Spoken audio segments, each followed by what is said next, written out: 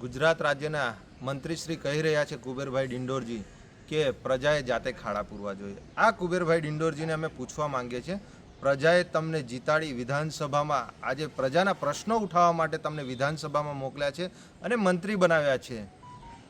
આજે તમને મંત્રી બનાવ્યા છે કે જેથી કરીને વિકાસના કંઈક કામો થાય.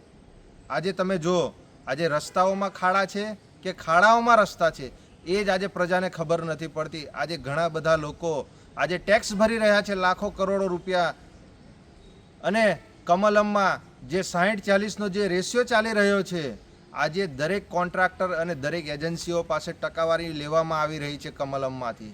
તેમ છતાં પણ આજે ગુજરાતની જનતા આજે ત્રાહિમામ છે. આજે રોડ પર ઘણી બધી અકસ્માતો થાય છે, ઘણા બધા લોકોના મૃત્યુ થઈ રહ્યા છે. આજે ઘણા બધા લોકો હાથ પગ ભાંગી આજે દવાખાનાઓમાં છે. એ લોકોને નથી પૂરતી ટ્રીટમેન્ટ મળી રહી કે નથી એમને સુવિધાઓ મળી રહી. આજે પ્રજાને ટેક્સના રૂપિયે આજે તમે જે તાગડધીંડા કરી રહ્યા છો અને પ્રજાને જાતે કહી રહ્યા છો કે ભાઈ તમે ખાડા પૂરો. ભાઈ તમને લોકોને આજે 30 વર્ષથી અમે સરકારમાં બેસાડ્યા છે, તો 30 વર્ષથી તમે કરી શું રહ્યા છો?